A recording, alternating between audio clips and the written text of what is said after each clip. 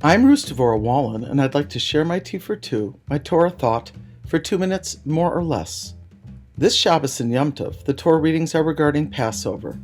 The regular Torah portion is deferred, while we will read about the plague of the firstborn, the seasons of the calendar, counting the Omer, and the commandment to visit the Holy Temple in Jerusalem on the pilgrimage festivals Pesach, Shavuos, and Sukkot.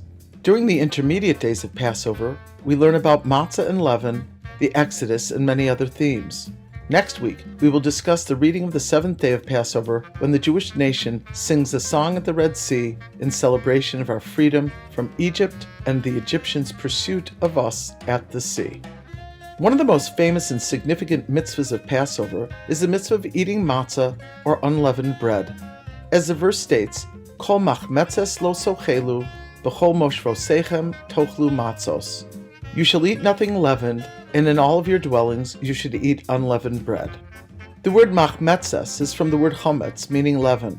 Leaven, or yeast, is the active ingredient in dough that causes it to rise. Matzah, which is unleavened bread, is flat and cracker-like. There are other distinctions in these two foods.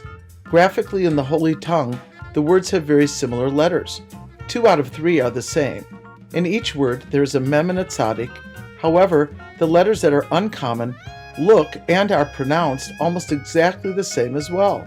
The ches and the hey.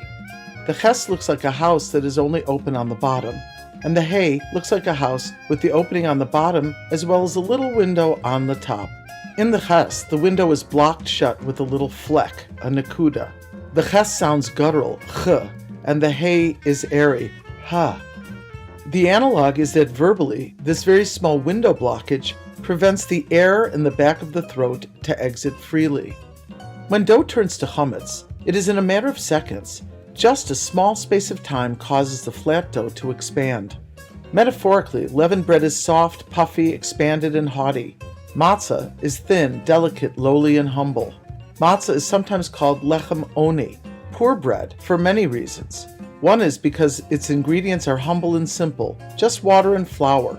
No leaven, eggs, oils, butter, spices, etc.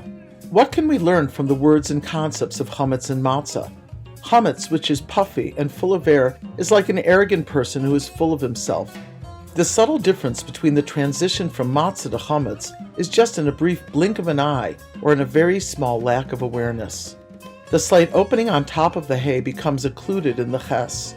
When we are more like the hay in matzah, there's always an opening and humility to what is above us. However, arrogance causes us to stumble, and like the depiction of the ches and chametz, there's only one direction to go, and that way is downward.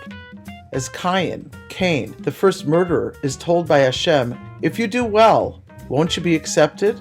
But if you do not do well, sin crouches at the door. And as Shlomo Melech says in Proverbs, pride precedes destruction, and arrogance comes before failure. Reb Aaron of Karlin says, when we are cleaning out chametz from our homes before Pesach, the true preparation is to remove that bad nakuda, that speck from our hearts, and throw it deep into the sea and come closer to the good speck. For automatically, when one removes the bad point, he is crowned with good. As we have said, and then chametz turns to matzah in the blink of an eye.